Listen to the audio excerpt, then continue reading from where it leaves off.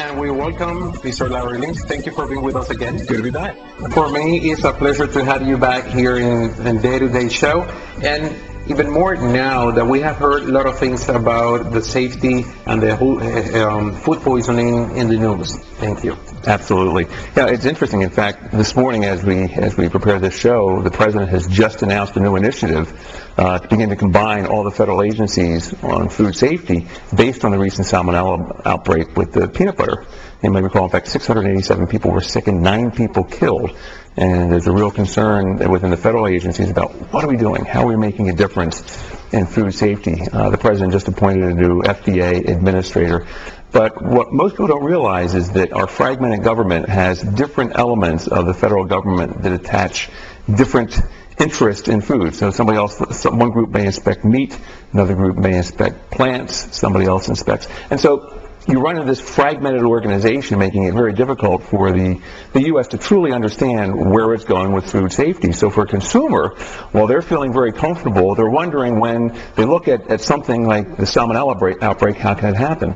In fact, I just came back a couple of months ago from Barcelona. There's a new global initiative called the Global Food Safety Initiative, where countries throughout the world are beginning to come together to say, look, we're all in the areas of producing food. We're all shipping back and forth to each other.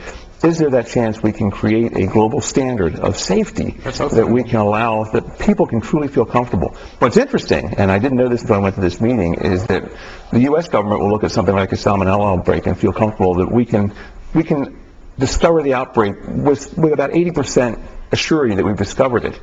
And we've discovered most of the rest of the world says 80% is not acceptable. 100% is the only acceptable number. So I think some of the President's response to just these kinds of criticisms is that let's find a way to pull this together. Larry, but took me my attention out of the news and with your comment now that how something like that can happen if we have such much regulations on place.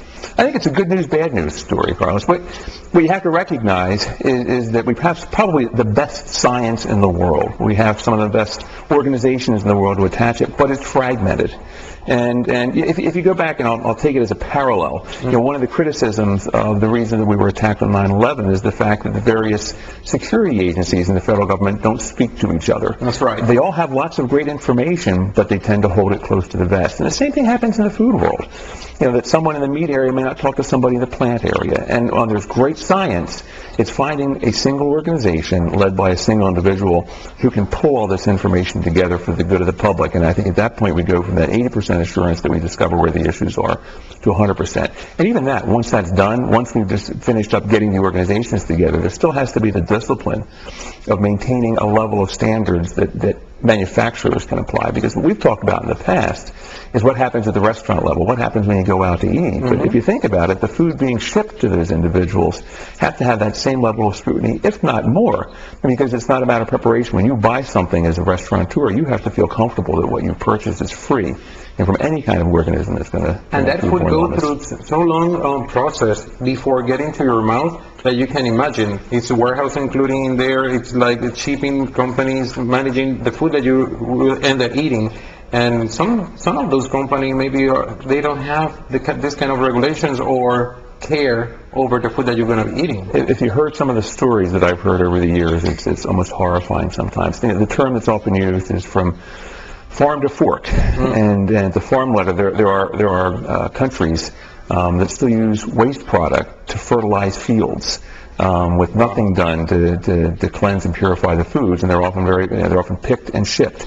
And some light efforts are done to try and clean the foods before they make it to the States. But even once it comes stateside, for example, if it makes it through to the ports of the U.S., you've heard many criticisms of the U.S. ports being fairly porous. There's only so many agents that are able to get to the ports and these things to come in to do the inspection. So it really is, a global effort that has to take place. It really starts from the moment food's grown or manufactured in some way, shape, or form, and before it goes to any country.